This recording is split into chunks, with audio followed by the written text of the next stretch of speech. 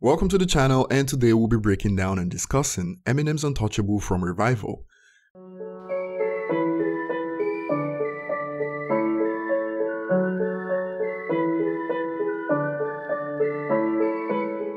Politics is a sensitive topic, and this one was received with mixed reactions, but I believe Eminem had to speak up on issues like this sooner or later in his career. So regardless of how people receive this, Eminem has said his piece, and in the future no one can accuse him of not speaking up or using his platform to talk about racial injustice in America.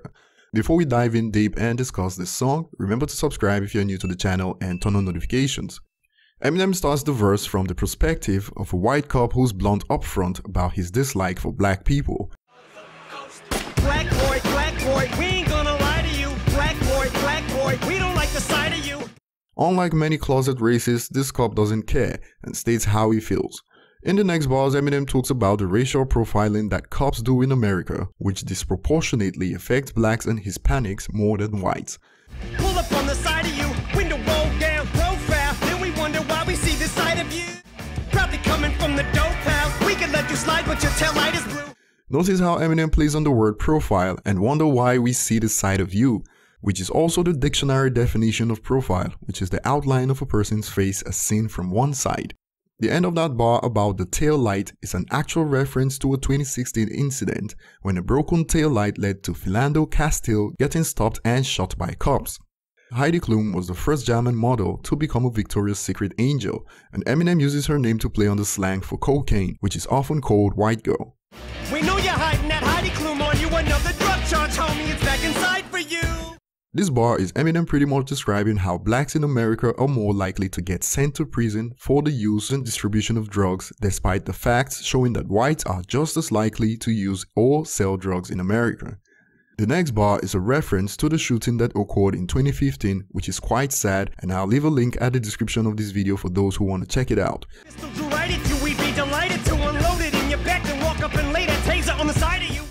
Walter Scott was shot by a cop for fleeing, and a taser was planted on him by the cop to cook up a fake story about how Scott reached for his taser. The cop pleaded guilty and got 20 years for it, but still avoided the murder charges. Of course, even killer cops will claim that they do what they have to do to make American neighborhoods safe, and Eminem also adds on this. No matter how many lives you ruin, it's for the red, white, and red, white, and blue in that bar represents the US, and bad cops claim they are making America better as justification. Eminem then ends the verse by stating why cops go on and continue what they do, like beating up and shooting minorities, because they have the law on their side. Time to go find a new one and split his head right in two. No one's ever indicted you. Why? Cause you're a... In many cases, the police officers are acquitted of all charges, even with video evidence, so of course they can go on business as usual, as most of the time they can get away with it. And the chorus of the song describes white supremacists as rock stars who are untouchable in America and actually aware of the power they have and take advantage to oppress minorities. Eminem starts the second verse similar to the first, from the perspective of a racist cop. Black boy, we don't get your culture and we don't care what our government's done to fuck you over, man. About the government fucking over blacks, many believe that in an attempt to help, many government schemes have actually caused more harm to blacks in America. Eminem then adds this to represent how the cops wonder why black Americans may be upset, but at the same time fail to understand things from the perspective of blacks. Don't tell us your attitudes are a result of that. Boulder dash when you get the chip on your shoulder ad. Balderdash in that bar, going by the dictionary definition, is senseless talk or writing, and to have a chip on your shoulder is to seem angry all the time because you think you have been treated unfairly. In addition, there's a wordplay going on here that involves chips, and Balderdash is also a board game with tokens, chips, and dice. Eminem then plays on how game of cards like poker, for instance, are played with cards held close to the chest. Our cards are close to our chest, you better show your hands and put our minds more at ease. You get shot in the thyroid, comply or die, boy. Here Eminem is pretty much stating how the cops have all the advantage. You're stopped without reason and you must comply, and even in some cases you could still get shot while complying with your hands up, and there are a few cases where even with hands up the cop still ended up shooting, and Charles Kinsey's case comes to mind, and the cop that shot him stated, "I took this job to save lives and help people. I did what I had to do in a split second to accomplish that, and hate to hear others paint me as something I'm not." Eminem then does some clever play on clean and dirty by describing how dirty cops are tasked with cleaning the streets. We're fighting a crime war, here come the swine, trying to clean up the streets from all these minorities. That's what we call them pigsties for. Cops are referred to as pigs, and pigsties in that bar in dictionary form is a pen or enclosure for pigs. It also means a very dirty or untidy house or room, since actual pigsties are filthy. With the slang pigs for cops, Eminem plays on the word pigsties to describe a gathering of cops. Eminem then uses the next bar to reflect on the reception his The Storm freestyle received that was aimed at Donald Trump. It's like we're stuck in a time warp to me, as I kick these facts and get these mixed reactions. The freestyle received mixed reactions and ultimately led to a split in Eminem's fan base, which was reflected in the sales of Revival that performed better outside the United States. Eminem then ends it by stating that it's beginning to feel like America is moving backwards socially rather than progressing. It's like we're drifting back into the 60s, having black skin is risky. And even adds that sometimes he feels embarrassed to be white because of the actions of white supremacists in America. As soon as the final verse starts, the beat changes, and now Eminem is pretty much talking from the perspective of a black boy. In addition, notice how the beat now has less rock elements compared to the first two verses. Span of a white man is more than twice than a black lifespan. Life expectancy varies depending on social status in America, just like everywhere else. And since more blacks are in poverty, their average life expectancy is shorter than the average white. In addition, Price Scanner in that bar explains how blacks may see their life as less valuable compared to white, and Checking Out continues the retail store wordplay to describe contemplating suicide. The next bar sparked up a beef between Eminem and South African hip-hop group. I'd rather hear him say die inward than die inward. Ninja, now it's better disguised banter. This is a group that sparked a controversy in the past because of their music video that contained blackface, which is when white actors painted their face black to act as black people.